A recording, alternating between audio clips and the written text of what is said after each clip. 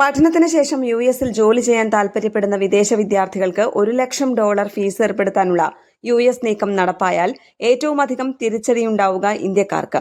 F1 students വിസയിൽ യുഎസിലെ സർവകലാശാലകളിൽ പഠിക്കുന്ന വിദ്യാർത്ഥികൾക്ക് പഠനശേഷം ഓപ്ഷണൽ പ്രാക്ടിക്കൽ ട്രെയിനിംഗ് പദ്ധതി പ്രകാരം 3 വർഷം കൂടി തുടരാമെന്നത് വലിയ നേട്ടമായിരുന്നു. OPT കാലയളവ് കഴിഞ്ഞ് H1B വിസയ്ക്ക് അപേക്ഷിക്കുകയും ചെയ്യാമായിരുന്നു. ആദ്യ ട്രംപ് സർക്കാരിന്റെ കാലത്തും OPT എടുത്തുകളയാൻ പദ്ധതിയിട്ടിരുന്നതാണ്. ജോ ബൈഡൻ അധികാരത്തിലെത്തിയപ്പോൾ പദ്ധതി നിലനിർത്തി. 2024-25 കണക്കനുസരിച്ച് യുഎസിൽ 3,63,019 ഇന്ത്യൻ വിദ്യാർത്ഥികളുണ്ട്. OPT പദ്ധതി പ്രകാരം 1,43,740 ഇന്ത്യക്കാരുണ്ടെന്നും കണക്കുകൾ വ്യക്തമാക്കുന്നു.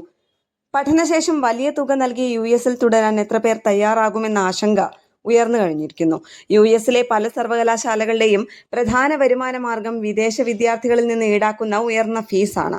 സിലിക്കൺ വാലിയിലെ IT കമ്പനികളിൽ ജോലി ലക്ഷ്യമിട്ട് പഠനത്തിനായി യുഎസിലെത്തുന്ന വിദ്യാർത്ഥികളുടെ എണ്ണം ഇനി കുറയാനാണ് സാധ്യത.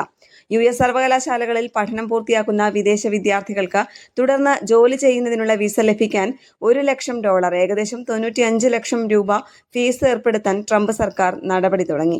H1B വിസകൾക്ക് ഫീസ് ചുമത്താനുള്ള നിർദ്ദേശം US കോടതി റദ്ദാക്കിയതിന് പിന്നാലെയാണ് പുതിയ നീക്കം. ഓപ്ഷണൽ പ്രാക്ടിക്കൽ ട്രെയിനിംഗ് വിസകൾക്കാണ് ഉയർന്ന ഫീസ് ഏർപ്പെടുത്താൻ ആലോചിക്കുന്നതെന്ന് വാൾ സ്ട്രീറ്റ് ജേർണൽ റിപ്പോർട്ട് ചെയ്തു. OPT പ്രോഗ്രാം അനുസരിച്ച് വിദേശ വിദ്യാർത്ഥികൾക്ക് പഠനശേഷം അതുമായി ബന്ധപ്പെട്ട ജോലികളിൽ 3 വർഷം വരെ സ്റ്റുഡന്റ് വിസയിൽ തന്നെ തുടരാം.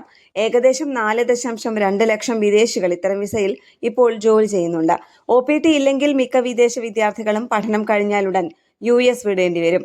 യുഎസിന് പുറത്തുനിന്ന് ഗ്രീൻ കാർഡിനായി അപേക്ഷിക്കുന്നവർക്ക് $1,00,000 ബോണ്ട് ഏർപ്പെടുത്താനും ആലോചിക്കുന്നുണ്ട്. ഇവർ യുഎസിലെത്തി പൗരത്വം നേടിയാൽ തുക തിരികെ ലഭിക്കും. ഇന്റർനാഷണൽ ഡെസ്ക്, കേരള പ്രണാമം.